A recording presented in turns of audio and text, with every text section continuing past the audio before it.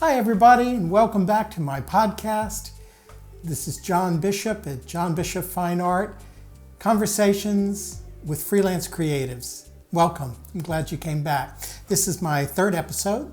Today we're going to be talking a lot about big picture planning, kind of that strategic planning that all businesses need, including small businesses like our art practices.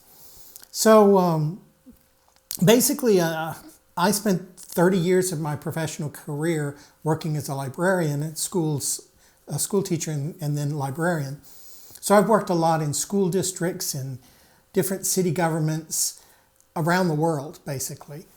And in all of these big kind of institutions and organizations, they do a lot of planning. And they're kind of required to do a lot of planning by either the city government requirements or accrediting agencies for schools. So we spent a lot of time doing regular annual goal planning as well as strategic planning for longer periods, usually about 5 years. And we've done that in our business. I mentioned last time that we just finished kind of a 5-year cycle in our art business. And we had to kind of redo our strategic plan this year for the next 5 years. And what we've noticed is, in looking back over the last 5 years, our business has changed quite radically.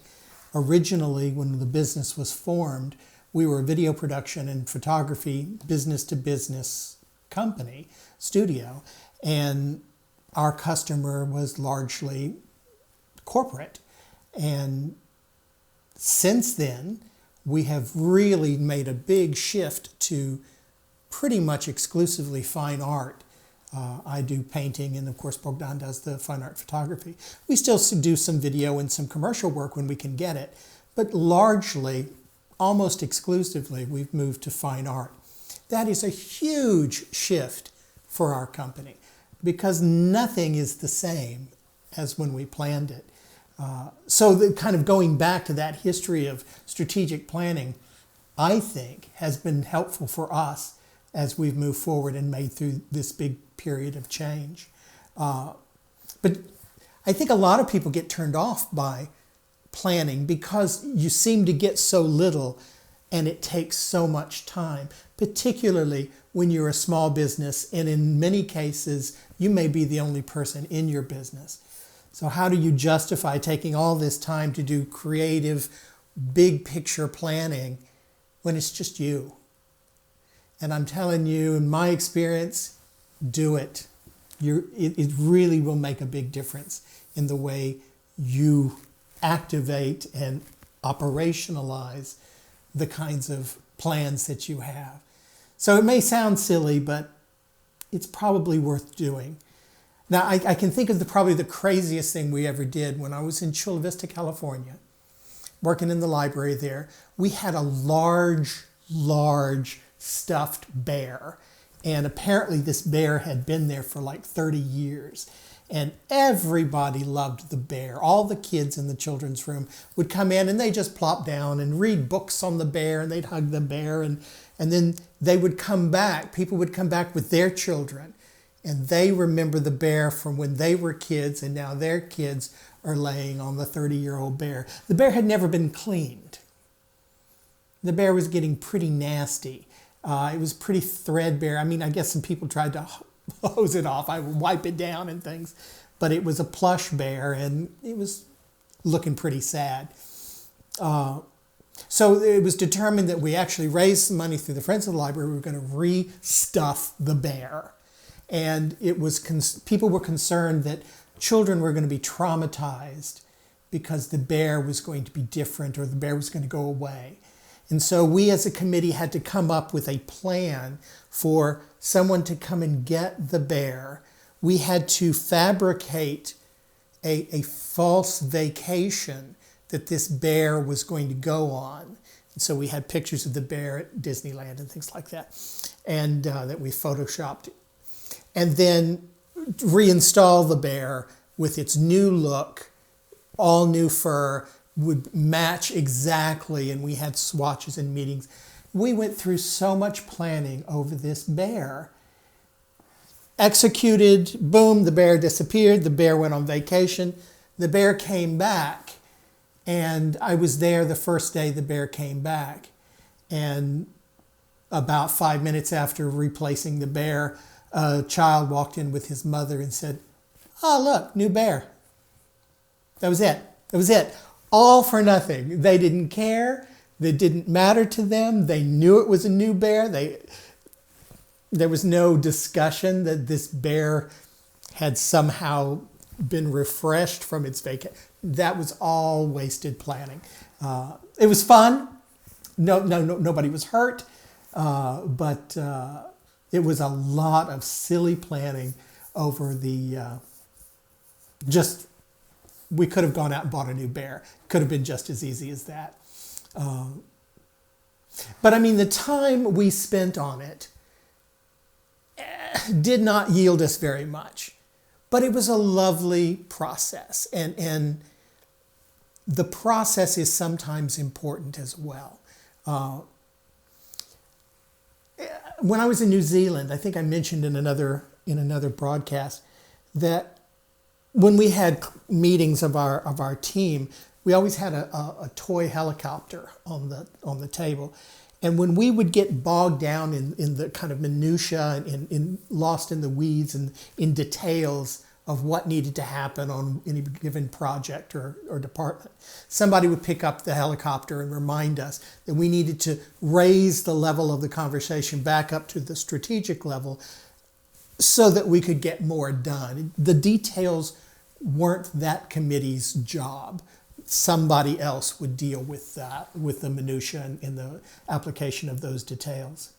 And I was reminded of that scene in Camelot when Arthur is being trained by Merlin out in the woods, and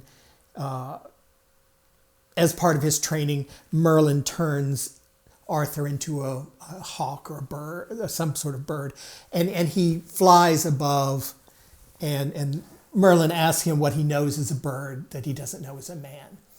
And Arthur observes that from that height, he could see the entirety of the forest and I think the sea.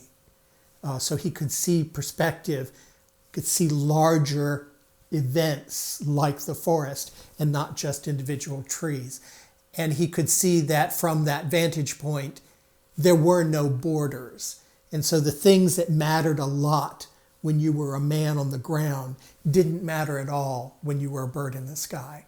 And so that idea that if you can come up above your business far enough to look down and see your business as a whole, you have so much more strategic value than you do when you're stuck in the day-to-day operations of the business.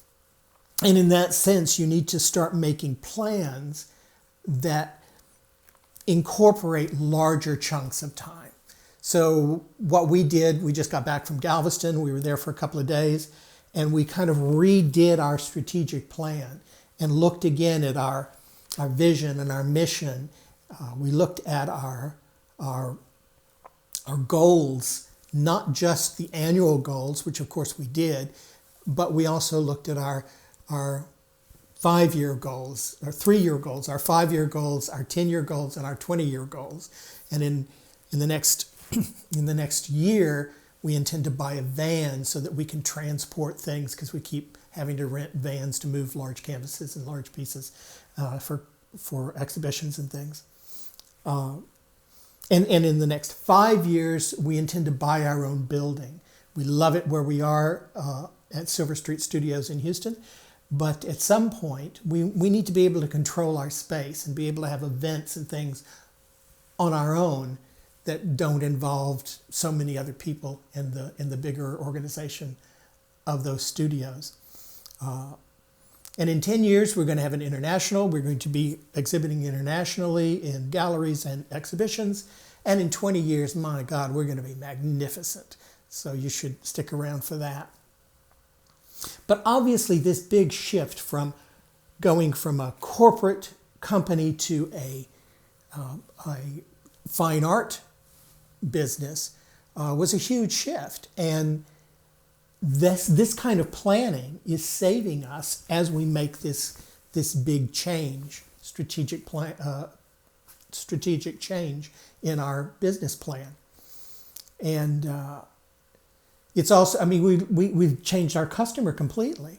I think last time I mentioned Gloria, our customer, who's 50 to 70 years old, woman, professional woman, who is an art collector. But the other collector we're calling Jean and Pat. Jean and Pat are a young couple. They could be of any sex. That's why we call them Jean and Pat. And they are young professionals, upwardly mobile. They are buying their first home together. They're decorating. They're trying to incorporate art collection as part of their life, but they're new at it. They're young. They don't quite know where to go yet. So this whole planning process allows us to have a business plan for how we're going to reach Gloria and how we're going to reach Jean and Pat.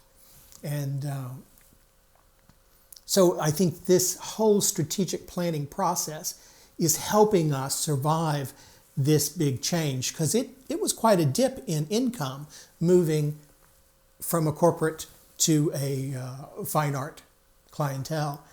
It's going to take some time to build, and we planned for that. So far, so good. And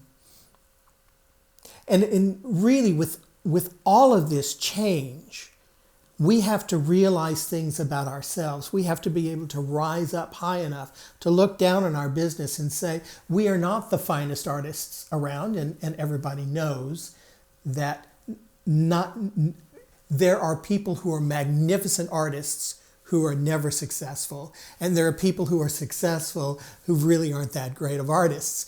And it's all about the business savvy. It's all about how you market and how you frame that business, that creative business. And that lots of people can create a pretty picture. In fact, we all do, or we wouldn't be doing this.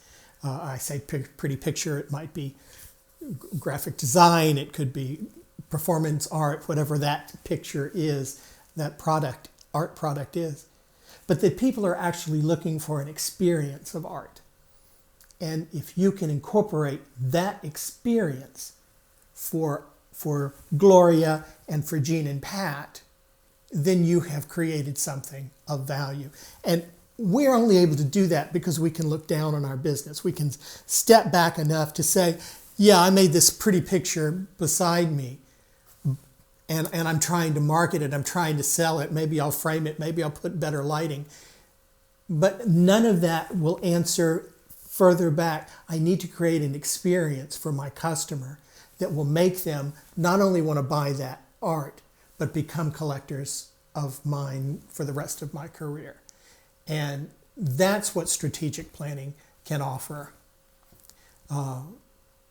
So we have to do a SWOT analysis. We have to go in and we have to be able to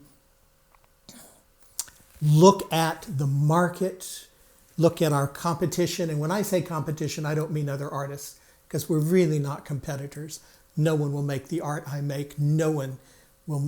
I can't make the art that someone else makes. But there are kind of systemic environmental conditions that become like competitors for us. For example, one of the things that we noticed when we first started the company is I was reading that there were loads and loads of people in college who were studying to become editors, that the whole video editing world was going to blossom. Bogdan had been a video editor for years and worked in television in Romania. But there were a bunch of people who were going to come out of college, and they were going to be cheaper, and they were going to have flashier software, and he may have the experience, but they were going to work a lot cheaper, and that absolutely happened. We watched it, and exactly after 4 years, when they finished their degrees, a lot of our business disappeared because there was a lot of competition out there for people who could edit very well, very cheaply. So knowing that SWOT analysis, we actually were ready and made our change to fine art about that time when that business began to fall off. So that kind of strategic planning helped us greatly as we were planning our own business. But let's look at what's going on now. We've got the pandemic, hopefully wrapping up. But what we've learned by the pandemic is that a lot of people are buying art online, and people who are well connected and well set up to sell online, many of them are doing better than they did before the pandemic. So that's a huge change in the market for us. We also know that everything I have read about the art world says that large galleries are going to get bigger and smaller galleries are going to suffer greatly and possibly go away. So that is another thing that we need to plan for. We need to watch that very carefully and see if you're putting all your eggs into going into small niche kind of galleries, know that they may suffer and they may disappear over the short term anyway. So you need to create not only a plan of the environment that you're working in, but you need to have some real measures of whether or not you're successful. And I think that differs for us because I don't believe that we base our success like other businesses do, and we talked a little bit about that last time, that we need to come up with our own rubrics. What does success mean for me as a painter? Are there painters who are successful who don't make much money? Yes. Are there people who make a lot of money who aren't good artists? Yeah, unfortunately there are. What is the measure for my business? What is going to make me a success? Is it the number of paintings I sell? Or is it the price of the paintings I sell? Is it the recognition I have in the art community? Is it all of those things? Is it none of those things? And so we need to, as part of this strategic plan, really understand how we're going to judge ourselves successful or not. We're going to have to take a lot of risks, and those risks could be catastrophic. Mostly they're small risks that can be absorbed if you have the right plan. It's exciting. Strategic planning can be a lot of fun.